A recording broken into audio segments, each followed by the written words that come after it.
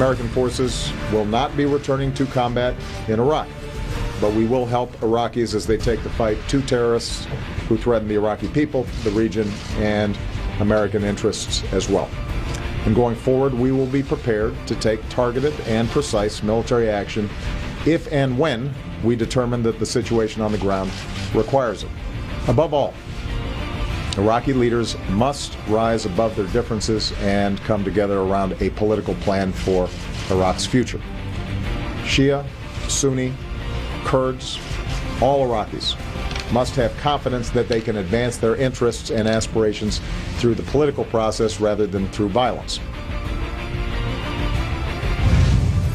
Or to translate, going forwards will go backwards, but maybe sideways, unless... And then this nonsense about, can't they just get along and a big, great hug and it takes a village? Hey, Iraq, Iran, the USA, Muslim fundamentalism, the gift that, as it were, keeps on giving. Now, Robert Spencer is the founder of Jihad Watch, an expert on Islam and its ambitions. He joins us now.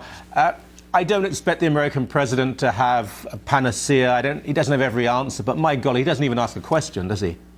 No, he doesn't have a clue on this. I mean, I think epitomizing his incoherence on this issue is the fact that the Islamic State of Iraq and Syria is exactly that. It is the Syria jihadists fighting against Assad and the Iraqi Sunni jihadists fighting against the Maliki regime. And so remember that he was very eager to aid the anti-Assad jihadis last year, even with U.S. military intervention.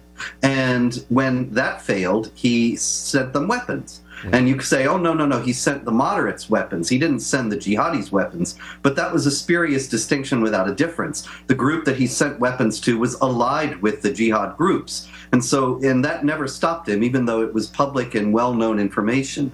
And so then, apparently, when these freedom fighters fighting against Assad cross over into Iraq, then suddenly they become terrorists that he has to fight. He either is completely willfully blind about the nature of the situation or utterly ignorant of it. I think there is a naivety, and he certainly sent out mixed messages, but you have said, and what people certainly on Jihad Watch have said, that there is a Muslim Brotherhood influence within the White House. Now, I'm always loath to embrace conspiracy theories. Maybe I'm a cynic, maybe I just don't understand, but do you think there's something to that?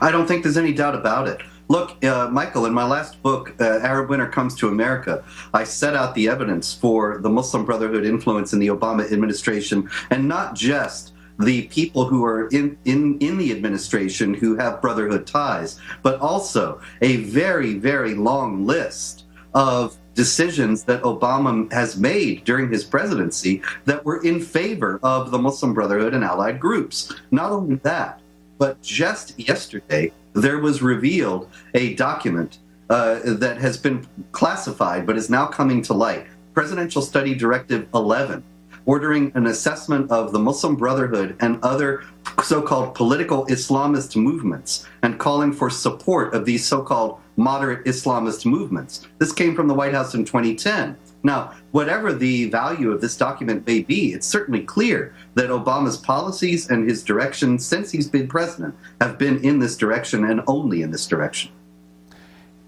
If we think of parallels, I'm trying to work this out myself. There was a time, there were people, high-ranking people in the US, in the UK, in Canada, who seemed to be sympathetic to communism. It was often because they thought that the alternative was even worse. They weren't communists, but they thought that the hope for democracy was on the left. Is it possible that naive fellow travelers in the White House believe the Brotherhood is the best solution to an otherwise untenable problem, or are they actually committed ideologically to radical Islam? Oh, I think that naivete is indeed the answer, Michael, that these people have bought the bill of goods. I remember years ago, I was at a Washington get-together, a cocktail party in like 2004 or 5. And this fellow from the Nixon Center, was arguing with me saying the Muslim Brotherhood, they're not violent, therefore they're moderates. We have to support them. Now, I thought that was ridiculous then. And I think it's even more ridiculous now, but it became Obama administration policy in the meantime. And the idea is just the simple distinction between what's violent and what's not violent. Yeah. They're not violent, they must be okay. Now, the idea that the Muslim Brotherhood is not violent is questionable to start with. Yep. But the distinction is also without a difference because the goal is the same. Muslim Brotherhood and Al-Qaeda both want to establish an Islamic State. It is going about it by different means. Yeah, I agree with you. Look, I don't think the Muslim Brotherhood sees violence as an end in itself. They will use whatever means necessary to achieve their end. Al-Qaeda, I think, have a bloodlust. There's something different there. But the idea that the Muslim Brotherhood is pacific and will not use violence and weaponry is absurd. Very briefly, before we end, it's hard to know what is really going on. The Kurds have certainly mobilized. The Shia Iraqi forces have mobilized. I don't think Baghdad will be taken. Well, let me ask you that. I mean, do you agree with me? Do you think Baghdad will remain with the government? I think that that's entirely possible because of the presence of the Iranians. The presence of the Iranians escalates the situation considerably, but it also makes it unlikely that this ISIS is just an unstoppable force. Yeah. We will speak to you again next week. This situation is, I mean, in a horrible, grotesque way, it's fascinating. It's very dangerous and it's ongoing. As always, my friend, thank you so much. Thank you, Michael.